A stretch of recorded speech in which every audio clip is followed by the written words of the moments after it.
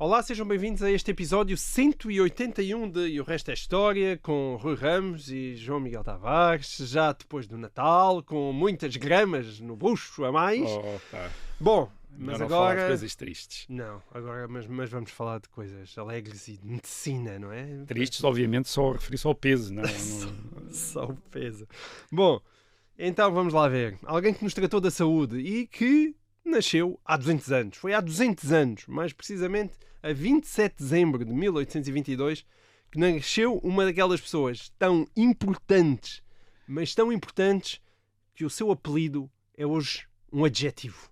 Geralmente é mesmo sinal de grande importância. Portanto, o adjetivo é pasteurizado, dizemos nós do leite e de outros alimentos que passaram por um processo que eliminam os micro-organismos que podem prejudicar gravemente a nossa saúde. Pasteurizado, claro, deriva de Louis Pasteur, provavelmente o homem cujas descobertas e criações mais vidas salvaram em toda a história da humanidade. E acho que não estou a exagerar. O cientista francês é o pai da microbiologia e ao descobrir que estamos rodeados de bicharada invisível e que esses micro-organismos são os responsáveis por inúmeras doenças, Pasteur descobriu também que eles podem ser eliminados através de métodos como a pasteurização ou a esterilização, graças à qual se passaram a ferver os instrumentos cirúrgicos e os médicos passaram a ter cuidados com a higiene, ou então as vacinas, tendo sido o próprio Pasteur a desenvolver uma das mais importantes de todas na altura, foi a vacina contra a raiva.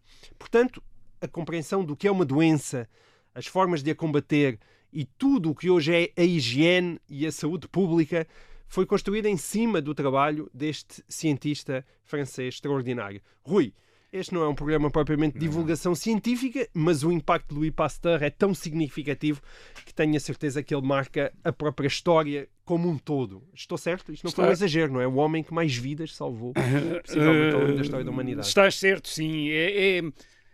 Acho que é muito difícil exagerar a importância histórica do Louis Pasteur. Nasceu em 1822, morreu em 1895. Ele era um químico. Não médico. Não era um médico, era um químico, formado na Escola Normal Superior de Paris, que nessa altura até há pouco tempo, eram as grandes escolas, era o topo do ensino superior francês, não eram as universidades, eram estas grandes escolas. Portanto, ele é formado numa das grandes escolas e depois torna-se professor de Química na Universidade de Estrasburgo e depois também ensina noutras universidades, mas ele vai ficar associado à medicina através da microbiologia, embora seja, curiosamente, em algumas interpretações da vida dele, do trabalho dele, seja considerado que as suas descobertas até mais importantes, mais geniais, são mesmo no campo da química e não da microbiologia. Curiosamente, dos cristais, não me peçam para explicar essas coisas, mas aparentemente há quem defenda essa versão do trabalho de Louis Pasteur. Como disseste, o que Pasteur fez não foi apenas encontrar remédios para doenças, foi de alguma maneira explicar o que são as doenças, isto é, por exemplo, o que são as infecções. Em meados do século XIX, o problema da saúde pública e da saúde individual não era apenas das pessoas não saberem como tratar as doenças, era não conseguirem identificar, era não saberem, em muitos casos, o que era a doença e, sobretudo, qual era a origem da doença. Aliás, teses mais absurdas. Isso, aliás, é uma das razões pelas quais, quando as pessoas perguntam de que é que morreu o rei fulano tal, às vezes perguntam, de que é que morreu o rei tal, e não é claro, porque as fontes às vezes têm descrições de sintomas que não se percebe a que doença corresponde. Exatamente, a que doença é que podia corresponder. Portanto, Pasteur, com a sua teoria da origem bacteriológica de muitas doenças, revolucionou verdadeiramente a medicina, ao revolucionar a maneira como os médicos olhavam para as coisas. Foi ao fundamento, não é? Foi ao fundamento de tudo. Eu dou uma nota apenas para se perceber a importância disto. Pasteur casou em 1849, teve 5 filhos, mas só 2 é que sobreviveram até a idade adulta. E dos 3 que morreram, um deles morreu com 9 anos, outro com 12, morreram ambos de tifoide. Uma doença causada por uma bactéria. Certo. Isto é precisamente digamos, na área de investigação, daquela que iria ser a área de investigação do pai. Portanto, é impressionante, é absolutamente impressionante ver as estatísticas de óbitos do século XIX. Uhum. Hoje a maior parte das mortes é causada por doenças degenerativas, cancros, problemas cardíacos, e ocorre a idades avançadas. Esta é a ideia da morte que nós temos, da doença e da morte que nós hoje temos. Ora bem, no século XIX, a maior parte das mortes têm causas exógenas, portanto, são infecções bacteriológicas, uma grande parte delas, e ocorrem sobretudo na infância. A maior parte dos mortos eram crianças com menos de 1 ano de idade e por infecções que podiam ter sido evitadas com higiene, mas que não se sabia que a higiene era importante. Aliás, nem se sabia bem em que é que consistiria exatamente essa higiene. E é esse mundo que Pasteur transforma completamente. O mundo em que morreram 2 dos filhos dele. Quer dizer, esse mundo, o que quer dizer que 100 anos depois aqueles filhos não teriam morrido. Quer dizer, é basicamente isso. Portanto, Pasteur começa a trabalhar, a mudar isso através dos seus estudos de laboratório, sobre fermentação, técnicas. Curiosamente, ele nem sequer inicialmente está associado à medicina propriamente dita, mas associado à agricultura e à criação de gado. São os produtores de vinho, são os criadores de gado que contactam este químico para perceber como evitar determinados problemas da fermentação do vinho, para como evitar doenças que atingem animais, como por exemplo uma que é a cólera das galinhas, que era uma coisa que matava imenso. E é aí que ele começa a experimentar, a perceber a perceber qual é a origem, porque não é clara qual é a origem. Há quem ache que é o ar. Os maus ares, não é? Os maus ares, não. Ele identifica estas partículas que estão no ar, estes micro-organismos. Defende isso contra outros cientistas que na época rebatem isto, acham que ele não está a acertar, que é um disparate o que ele está a dizer, e ele insiste. E depois, ao mesmo tempo, vai descobrindo maneiras de prevenir essas doenças. Com algo tão simples como desinfetar os instrumentos numa mesa de cirurgia. Não, a quantidade de vidas que isso deve ter poupado. Quer dizer, a partir de quando ele diz lá, desinfetem as mãos e os instrumentos. E fervam, não é? Por exemplo, fervendo. Não, fervam leite. Quer dizer, isto é uma... São as coisas... É uma coisa que hoje é tão óbvia. Mas é preciso pensar que isto parecia um grande disparate. Isto é lavar as mãos, que diferença é que isso faz? Quer dizer, há aquela história, acho que já aqui falei do Semmelweis, um médico em Viena, quer dizer, que também, antes de Pasteur, recomendou a lavagem das mãos aos médicos que trabalhavam num hospital onde se faziam partos. E ao mesmo tempo onde se faziam autópsias, quer dizer, eles vinham da sala de autópsias para a sala de partos, e a percentagem de mortes das mulheres que iam lá ter filhos era enorme. Quer dizer, ele disse: experimentem a lavar as mãos para ver. E toda a gente se riu dele. Quer dizer, toda a gente achou o Semmelweis que era um doido, quer dizer, um louco. O que é que tinha a ver? Lavar as mãos? Que diferença é que isso fazia? Quer dizer, bem, porquê? Porque Semmelweis tinha-se apercebido de uma relação, não a conseguia explicar. Ele não tinha explicação para a importância de lavar as mãos. Pasteur tinha uma explicação. Já é a partir da sua teoria sobre as origens de doenças, conseguia dizer: lavem, desinfetem as mãos porque as doenças vêm destes micro-organismos. Ele também, a partir da década de 1870, tem uma outra intuição, que é a ideia de que, portanto, esta ideia da possibilidade de usar bactérias enfraquecidas para criar imunidade nos organismos que depois venham a ser infectados com essas bactérias. Portanto, o princípio da vacina.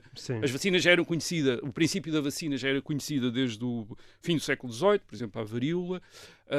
Mas esta ideia de usar, enfraquecer a bactéria artificialmente, porque isso é o método que ele desenvolve, isto é de enfraquecer, enfim, através de vários procedimentos, enfraquecer a bactéria de maneira a criar uma vacina. é de facto algo que ele também, de que ele também é pioneiro, e em 1880 ele está tão confiante que numa comunicação que ele faz à Academia das Ciências em Paris, ele diz que o seu propósito é encontrar vacinas para todas as doenças que afligem a humanidade. Portanto, é isso que ele propõe-se. É isso. Projeto. E em 1885, 5 anos depois, tem um sucesso decisivo com uma vacina contra a raiva. Que ele experimenta em 1885 num paciente, uma criança, que tinha sido mordida por um cão raivoso. Curiosamente, lembrar, Pasteur não era um médico e, portanto, ele desenvolveu a vacina, mas não pôde dar a injeção na criança. Deve ser um médico a fazer isso, com ele a orientar, a dirigir o que é que isto fez? Bem, isto, para começar, deu logo à medicina um poder que, de facto, a medicina nunca tinha tido até então. Isto é, os médicos nunca tinham tido este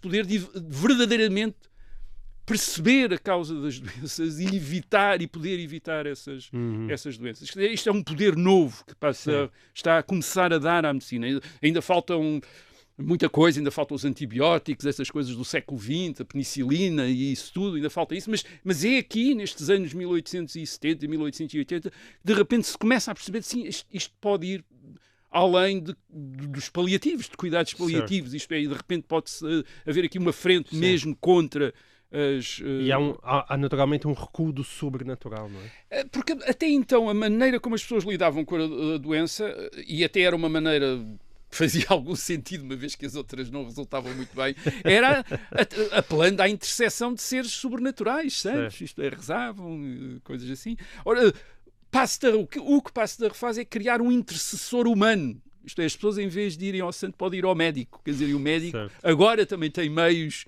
não apenas o santo lá no altar, mas o médico também tem meios para evitar a doença. E isto é uma transformação que acaba por ter um grande impacto cultural.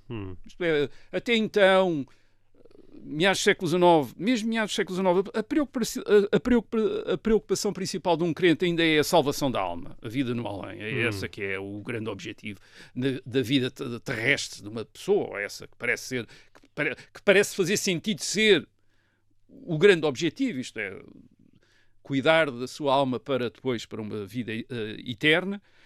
É aquilo sobre o qual a fé parece ter um efeito, quer dizer, portanto, enfim, parece, estou a dizer, é uma questão de fé, quer dizer, mas parece. E Pasteur permite que o cuidado do corpo, no sentido de obter uma vida longa e saudável, começasse a ser mais importante do que a salvação da alma, quer dizer, porque de repente é possível também cuidar do corpo e prolongar a vida de maneira que ela seja saudável. É com Pasteur, digamos, que começa isso, e portanto Pasteur contribui também para uma nova ilusão, que é a ilusão de que a ciência, esta ciência de base experimental, a ciência de laboratórios em que ele trabalha, aí podia estar a solução para todos os problemas e todas as outras formas que a humanidade até então tinha de lidar com esses problemas podiam ser consideradas irrelevantes. Essa era uma expectativa que na cultura ocidental há desde o princípio do século XIX. Já falei aqui várias vezes do Auguste Comte, aquele sábio francês que previu que a religião iria ser substituída pela ciência. Quer dizer, e Pasteur, de alguma maneira, Auguste Comte faz essa previsão, essa proposta, no princípio, nos anos 1820, 1830. Pasteur, 40, 50 anos depois, parece vir demonstrar que sim, é possível. E, portanto, ele aparece quase, o próprio Pasteur aparece como uma espécie de um santo laico, quer dizer, uma figura, aliás, na iconografia, ele é extremamente popular em França, mas em toda a Europa, quer dizer, ele recebe todos os prémios, é endeusado. Ele é mais do... Não é apenas um cientista, isso é uma coisa que depois escandalizou as pessoas que fizeram a investigação sobre Pasteur. Os materiais que podiam ser usados para essa investigação, sobretudo os seus cadernos de notas, etc., ficaram reservados até aos anos 80 do século XX. Durante 100 anos ninguém teve acesso. E quando tiveram acesso, a partir dos anos 80 e nos anos 90, perceberam várias coisas. Os investigadores ficaram escandalizados com alguns dos hábitos deste cientista. Por exemplo, um dos hábitos que ele tinha era, por vezes, quando ele percebia que estava a chegar a alguma conclusão interessante, fazer comunicações em que dava dados errados sobre o que estava a fazer para enganar os seus colegas. Porque isto era uma concorrência, era uma competição, havia uma competição para as descobertas. Portanto, ele não era apenas um cientista, era já uma espécie de empresário da ciência, quer dizer, para assegurar que era ele que descobria. Também, às vezes, quando publicava ou quando...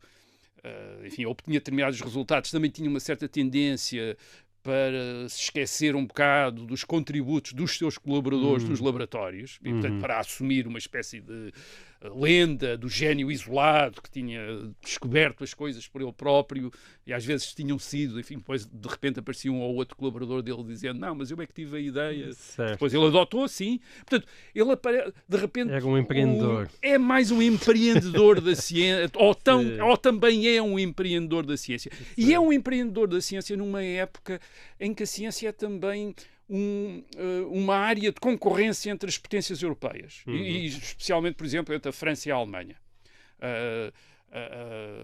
A Terceira República Francesa, o regime estabelecido em 1870, sai de uma derrota da França na guerra com a Prússia em 1870.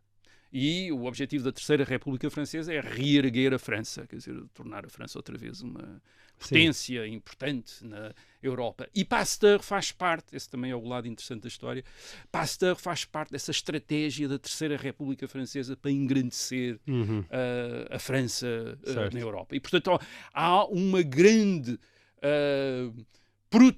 promoção oficial pelas autoridades republicanas de Pasteur como o grande sábio europeu. Aliás, em concorrência com um sábio alemão, que é Robert Koch, aquele que descobriu o bacilo da tuberculose, o bacilo de Koch, como nós dizemos, Robert Koch.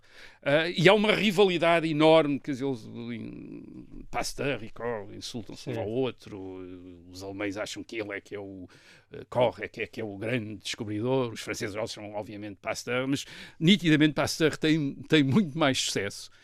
E, sobretudo, tem sucesso não apenas pelo trabalho que fez, mas também pela maneira como as autoridades da França republicana criaram o culto de Pasteur, quer dizer, e isso é notório quando Pasteur morre, quer dizer, que há uma promoção enorme da sua memória. A França depois implementa, aplica no seu território vários programas de vacinação que têm Pasteur como uma espécie de, digamos, de patrono.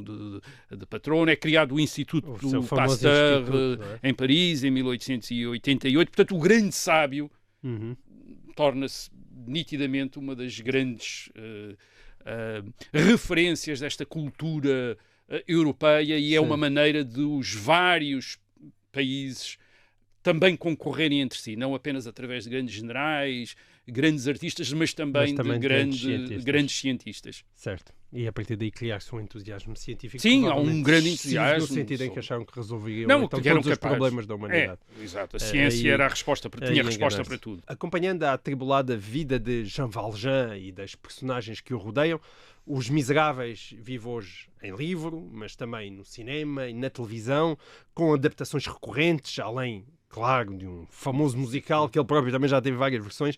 Bem, eu não sei se será a obra literária mais adaptada de sempre, não encontrei essas contas, mas só filmes são mais de 60, só filmes. E, portanto, se não for se não for a mais adaptada de sempre, anda lá, certamente, muito perto. Rui, qual foi a importância, na altura, em 1862, do romance Os Miseráveis, e porquê é que continuamos a falar dele em 2022? Bem, nós hoje estamos mesmo de visita ao panteão da mitologia do século XIX, depois do grande maneira de cientista, acabar o ano. Temos agora o grande escritor, e um escritor que não é só valorizado pelas suas competências propriamente literárias, mas pelas suas capacidades de visionário sobre temas sociais e morais, uma espécie de profeta bíblico em versão em versão laica, e era isso que o Victor Hugo era em França há 160 anos, quando publicou Os Miseráveis. Ele não estava em França, nesta altura, estava exilado, porque ele discordava do regime político que então existia em França, desde 1852, que a França era outra vez um império, como tinha sido no princípio do século XIX, com um sobrinho de Napoleão Bonaparte, chamado Luís Napoleão, que era como imperador com o nome de Napoleão III.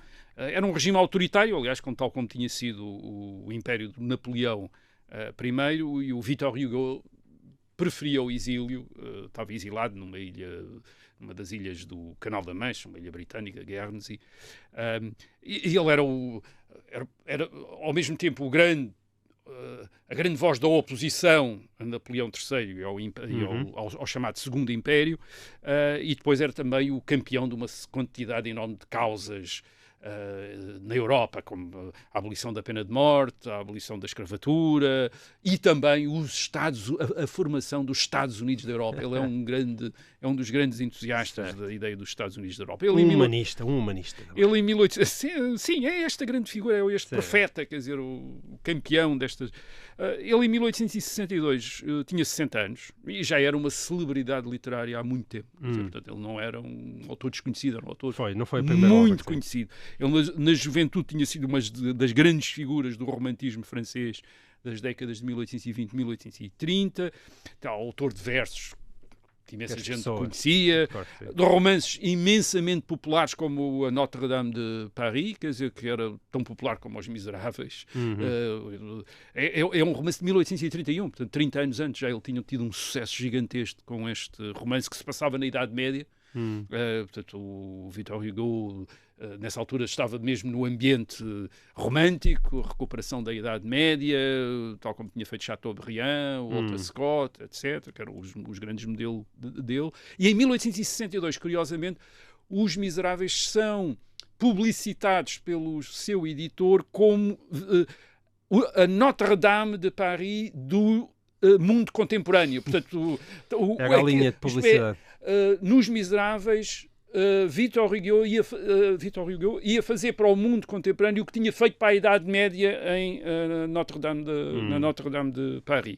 Portanto, isto é, mais uma vez, popularizar, estudar, recriar, imaginar uma época e torná-la familiar para os seus leitores. Ele estava exilado, mas os seus livros escritos eram recebidos em França. Escrevia nos jornais? Sim, ele publicava nos jornais, publicava panfletos, às vezes eram publicados na Bélgica, mas em francês, e eram introduzidos em França. E ele, nesta época, e Os Miseráveis têm também em 1862, tem esse sentido também. É um livro que vai um bocadinho contra a corrente. Aliás, contra a corrente literária e contra a corrente política, contra a corrente económica, contra uma quantidade de correntes. É interessante, quer dizer, portanto, não era uma coisa... ele não foi a favor da moda em 1862, foi contra. E porquê? Esta era uma época, em 1862, é a época de muito otimismo na Europa Ocidental. É a época que os britânicos conhecem como The Great Victorian Boom. Portanto, uma grande época de prosperidade económica, que está associada à expansão dos caminhos de ferro na Europa, portanto, grandes investimentos, em todo lado, grandes obras de caminhos de ferro, e à abertura comercial. É uma época de liberalismo económico, é a grande época liberal em termos económicos na Europa, incluindo o Império Francês, também se está a abrir relações com a Inglaterra. E, portanto, é uma época que alguns historiadores chamam a época da primeira globalização contemporânea. E no meio deste otimismo, isto é, em que as cidades estão a ser transformadas, estão-se a construir novos edifícios, novos bairros, novos apartamentos, e apartamentos com novas comodidades, etc. Há um grande fascínio com a tecnologia. Esta é a época em que Jules Verne está a escrever os seus romances de antecipação científica, portanto, enfim, é a época também que Pasteur, portanto, há um grande otimismo, isto vai tudo correr bem, estamos a tomar conta, é o século do progresso, os anos 1860. E o que é que Victor Hugo vem fazer no meio disto tudo? vem lembrar os pobres, os excluídos, aqueles que ficaram para trás, aqueles que não têm lugar, aqueles que foram proscritos, tudo simbolizado na figura do Jean Valjean, precisamente, aquele que não pertence a lado nenhum, como ele diz, não tem família, não tem ninguém, vive ali anónimo na cidade, à margem, perseguido pela polícia, excluído, quer dizer, de repente Victor Hugo vem escrever sobre uma coisa que não é propriamente, não está no ar do tempo, digamos assim, não está no ar do tempo. Portanto, é verdade que o romance é publicado em 1862, ele tinha começado a escrevê-lo antes, e tinha-o quase pronto em 1848, portanto, quase 14 anos antes. Tinha interrompido em 1848, há uma revolução em França em 1848, ele envolve-se muito nessa revolução, enfim, suspende o romance e depois vai para o exílio, não lhe pega, e é em 1861-62 que acaba o livro. Nota-se muito, e aí é quando ele vai contra a corrente literária, nota-se muito que aquilo é um romance publicado em 1862, mas que tem um sabor muito a anos 1840. É isso que o Flaubert e Baudelaire, que são as grandes figuras das vanguardas da modernidade literária no fim dos anos 1850 e 1860 em França, acham isto uma coisa lamentável, quer dizer, uma coisa sentimental, forçada, quer dizer, Os Miseráveis, velho. Uma coisa velha, quer dizer, lembrava muito folhetins que tinham tido uma grande voga nos anos 40, portanto 20 anos antes, como Os Mistérios de Paris, do Eugène Sue, de 1842-43. Aliás, Os Miseráveis têm muitas cenas e muitas personagens que parecem muito inspirados nos mistérios de Paris, quer dizer, que tinha sido também incrivelmente popular, uma coisa extraordinariamente popular, esta identificação dos pobres com a marginalidade urbana, quer dizer, é isso que o Eugène Sue tinha feito em 1842, e reparem que o romance é publicado em 1862, mas o tempo da narrativa não é o contemporâneo, portanto o romance passa-se no princípio do século, entre 1815 e 1832. Essas são as datas. A 30 anos antes. Essas são as datas do romance. Portanto, é um romance histórico, quase, digamos assim. E isto é importante porquê? Isto tem muita importância porquê? Porque Victor Hugo está a falar de uma cidade de Paris que ou já não existe ou que está a deixar de existir. Uma das coisas que Napoleão III está a fazer é reconstruir Paris.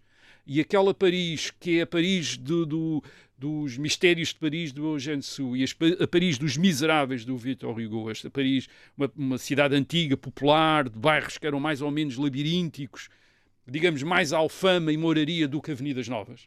Essa cidade está precisamente a ser substituída pelas Avenidas Novas, as grandes avenidas que Napoleão III está a abrir em Paris, destruindo os antigos bairros. Portanto, Os Miseráveis remetem para uma outra cidade, uma cidade que já está a deixar de existir. O romance tem, de facto, a estrutura do folhetim. Tem os tais 365 capítulos, são todos capítulos pequenos. São capítulos que correspondem praticamente quase, porque não foi publicado assim Os Miseráveis, mas podiam ter sido publicados nos jornais como por exemplo foram Os Mistérios de Paris do Eugène Sue, foram publicados em folhetins. As obras de Dumas, eram publicadas no rodapé da primeira página dos jornais, vinha no fim, quer dizer, que eram e depois continuar. Portanto, são capítulos não muito longos. Os personagens, as peripécias são típicas do folhetim, com encontros ocasionais, cenas que ficam em suspenso para saber o que é que se vai conduzir. Mesmo a ação, uma parte da ação tem a ver com esses folhetins dos anos 1840, portanto 20 anos antes. Por exemplo, a ideia do pária que se torna um homem rico e depois conduz a ação. O clássico Conde de Monte Cristo, do Alexandre Dumas, de 1846, é essa a história. Quer dizer, Os Miseráveis têm também essa história, Jean Valjean, o forçado, portanto, o preso, depois aparece como um industrial rico em determinada altura, enfim. Temos um traço de intriga policial, com o polícia, o Javert, sempre atrás do Jean Valjean, quase a apanhá-lo, e depois não apanha, depois apanha outra vez. Portanto, portanto, é um romance de mistério, um romance em que, que só se percebe a verdadeira identidade de determinadas personagens mais tarde, quer dizer, portanto, ele é misterioso, está cheio de peripécias inesperadas. Isto é, aquilo que agora caracteriza, por exemplo, a ficção televisiva era a característica da ficção narrativa, da ficção escrita, quer dizer, era isso. E de alguma maneira aquilo que o Victor Hugo faz com Os Miseráveis é o equivalente de uma grande série de televisão de hoje, para os leitores da época. Quer dizer, isto é dessa maneira que eles se relacionam com Os Miseráveis, que tem um êxito estrondoso, absolutamente estrondoso em 1862. Logo em 1862 começa a ser traduzido para várias línguas na Europa. A primeira edição inglesa é de 1862, começa a ser traduzido, mesmo antes ainda da edição francesa ter sido totalmente publicada. Eles começam logo portanto, há um interesse enorme. Mas por se aquilo. ele representa uma Paris que já não existe e um grupo de pessoas que estava a ser ultrapassado pelo progresso, de onde é que vem esse interesse? Bem, esse interesse vem de duas coisas. Quer dizer, primeiro temos de fazer justiça ao autor. Estamos a falar de um dos maiores escritores, de facto, enfim, de todos os tempos.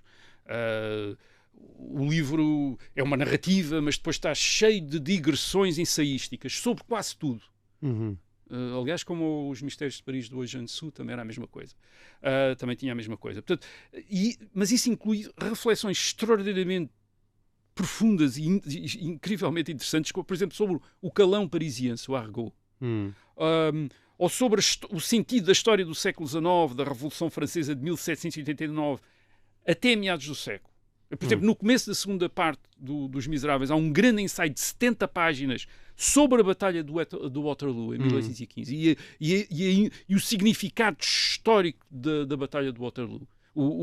O Victor Hugo tinha sido filho de um general de Napoleão, quer dizer, e portanto aquilo para ele era uma coisa, uma história pessoal, uma história familiar, o fim do Império Napoleónico, mas está incrível, não só incrivelmente bem escrito, mas muito bem pensado. E por exemplo, os capítulos sobre as revoltas e os motins populares em Paris no princípio da década de 1830, em que ele tem uma espécie de quase uma teoria, faz uma espécie de teoria histórica dos motins populares, são absolutamente geniais, quer dizer, como história. Quer dizer, qualquer historiador devia ser obrigado a ler aquilo. Quer dizer, são um grande trabalho de história. Quer dizer, não só de que ele tinha participado e tinha assistido, mas a interpretação e de perceber porque é que aquilo acontecia e como é que aquilo acontecia. Portanto, ele tem isto. E depois, mais uns capítulos à frente, escreve-nos aqueles combates de rua entre a população armada nas barricadas e os soldados do ponto de vista de um miúdo das ruas, que é o Gavroche. Quer dizer, ele consegue as duas coisas. Quer dizer, um grande ensaio historiográfico quase, e depois ao mesmo tempo uma ficção palpitante e dramática, muito melodramática. Portanto, consegue, é um grande escritor. Ele está cheio de achados literários, de comparações, de ideias, de coisas que nunca tem. Nos romances do Victor Hugo nunca há banalidades, quer dizer, há sempre, ou antes. Nós agora vemos banalidades no sentido de que as pessoas imitaram as coisas que ele disse, mas foi ele que as inventou primeiro. Quer dizer, isto é frases, ditos, é uma fonte de citações espantosa, quer dizer, é tudo citações geniais, quer dizer, de grandes rasgos. Portanto, de facto, estamos a falar de um grande escritor. Portanto, esse é temos de justiça a Victor Hugo é em primeiro lugar, um grande muito maior, quer dizer, um escritor muito maior do que o Eugène Sue. Eugène Sue era um escritor mais ou menos modesto, medíocre, embora muito eficaz, muito eficiente naquilo que fazia, mas Victor Hugo era, de facto, uma figura enorme. E depois, essa é uma parte da razão. Outra razão é que o livro, de alguma maneira, captura a imaginação dos seus leitores, que são leitores de classe média, e que veem no livro uma via para aceder àquilo que eles imaginam ser a realidade da vida das classes inferiores, da sua pobreza, numa cidade grande como Paris. Quer dizer, portanto, ele de alguma maneira... Aliás, Os Miseráveis, no título, joga com o sentido ambíguo dos miseráveis, né? Miserável, que é criminosos, miserável, mas também as vítimas, Certo. os coitados, quer dizer, os miseráveis Também nesse funciona sentido, em um miserável. E Também que funciona em português e também funciona em português. Em inglês, por exemplo, há um grande problema com isso e, portanto, é por isso que aquilo, geralmente o título do romance é traduzido como Les Misérables, isto é, eles mantêm o título francês. Não conseguem arranjar uma expressão inglesa que tenha essa. Mas, acima de tudo, aquilo que Victor Hugo chama a atenção, isto é, o que o romance parece chamar a atenção, é para o modo como estes pobres, através do seu sofrimento, podem ser também criminosos, infames, mas também como alguns dos personagens são, mas também podem, através do seu sofrimento, adquirir uma espécie de grandeza moral que deve impressionar a burguesia no conforto em que vive. É o caso nitidamente de Jean Valjean, um ladrão, que depois se torna uma figura de arrependido, de quase redimido, através da intervenção de um bispo, o bispo Myriel, a seu favor, num ato de caridade evangélica. O Jean Valjean tinha assaltado a casa do bispo, tinha roubado a prata, é apanhado pela polícia, que leva-o perante o bispo, e este bispo, que é portanto, uma figura evangélica, diz: não, eu dei a prata a este homem, fui eu que lhe dei a prata. Aliás, ele deixou estes 2 castiçais, não levou, tome lá estes 2 castiçais. E isso para Jean Valjean é a descoberta, é o momento em que ele se transforma, quer dizer, como é que é possível este homem ter esta atitude? Portanto, ele próprio se vai transformar. Agora, mas é Jean Valjean, este proscrito, este pária, que representa no romance, mais até quase do que o bispo, esta possibilidade de redenção. E, portanto, Os Miseráveis ajuda à ideia de que ter uma consciência social para um indivíduo da classe média, isto é, daqueles que vivem em conforto, que têm um rendimento assegurado, que são educados, que não têm esse problema nenhum, não implica só ajudar os pobres, isso era o que mandava a solidariedade e o progresso no século XIX, mas também olhar para os pobres como uma entidade moral superior. Aliás, como ensinava a tradição cristã. Porquê? Porque eram uma parte da humanidade que podia ser redimida através da sua dor. E Cristo tinha também sofrido. E, portanto, eles sofriam também. E era isso que os aproximava. Aliás, no Evangelho, os pobres são aqueles que se aproximam de Cristo, não os ricos, quer dizer, são os pobres. Portanto, numa sociedade, este é que é o ponto, numa sociedade que está a enriquecer, Victor Hugo está a dar a sociedade que está a enriquecer, está através da tecnologia, da prosperidade económica, portanto, está a adquirir uma vida cada vez mais confortável. Victor Hugo está a chamar a atenção desta sociedade burguesa para não se deixem impressionar ou ficar dentro da maravilha das realizações tecnológicas, dos seus novos do seu novo conforto, das melhorias do nível de vida, mas olhem para aqueles que deixaram para trás. E olhem para eles não apenas para os recuperar, mas olhem para eles como digamos, o princípio de um outro tipo de vida, da vida daqueles que renunciam, como Jean Valjean faz no romance, renunciam à fortuna depois. Ele torna-se um homem rico, mas depois renuncia também a essa fortuna. Portanto, Os Miseráveis acabam por se tornar uma espécie da má consciência do progresso. E nesse aspecto são mesmo... É como se Victor Hugo, em 1862, tivesse feito uma adaptação laica daquela que era a mensagem da Igreja no século XIX. Foi sempre a de criticar o progresso económico e técnico como insuficiente para a humanidade. Isto é, a humanidade não podia ser só conforto, não podia ser só melhoria de nível de vida. Mas isso era uma mensagem profundamente cristã, e Victor Hugo vem tornar essa mensagem cristã uma mensagem humanitária, digamos, isto é, já não necessariamente cristã, porque Victor Hugo tinha sido católico, mas quando publica Os Miseráveis ele é já um republicano, já muito agnóstico até certo ponto, porque ele dedica-se ao espiritismo, mas sobretudo quer uma religião sim, mas uma religião sem padres. Aliás, no fim, ao morrer, Jean Valjean, alguém lhe pergunta, quer um padre, e o romance diz que ele apontou para cima e diz, já tenho um, quer dizer, portanto, já há Deus que está com ele.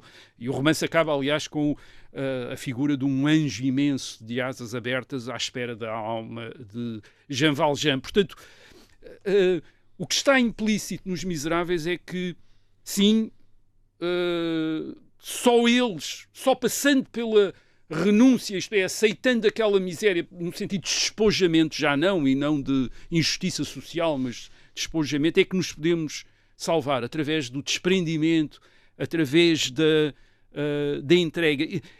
E os Miseráveis, desse ponto de vista, sugerem uma coisa interessante, que é uma grande parte da literatura do século XIX é, de facto, uma versão laica de narrativas e mensagens religiosas. E essa é que é a grande força dessa literatura, numa época que está a secularizar-se, está a abandonar mas que precisa ainda dessas mensagens. É através de obras como Os Miseráveis de Victor Hugo que é possível recuperar essa ideia de que, sim, o indivíduo só se pode salvar através da sua integração numa ordem superior ordenada por Deus, mas essa já não é a ordem dos padres, mas ainda é um objetivo. Certo. E, portanto, Victor Hugo é isso que, de alguma maneira, é isso que Victor Hugo, em 1862, vem corresponder, e é isso que as autoridades republicanas francesas, falámos aqui da Terceira República Francesa a propósito de Pasteur, é isso que as autoridades republicanas francesas também são sensíveis, e, portanto, Victor Hugo torna-se uma grande figura da Terceira República Francesa, e quando ele morre em 1885, são-lhe feitos os funerais nacionais. A procissão do funeral dele em Paris tem cerca de 2 milhões de pessoas vão ao funeral, ele é sepultado no Panteão, e, portanto, ao lado do grande cientista, temos o grande escritor, este grande profeta laico, que é aquele que atualiza numa versão laica a mensagem tradicional do cristianismo. Muito bem, e assim termina este último programa em grande E o Resto é História de 2022. Nós voltaremos em 2023. Até lá e leiam Os Miseráveis.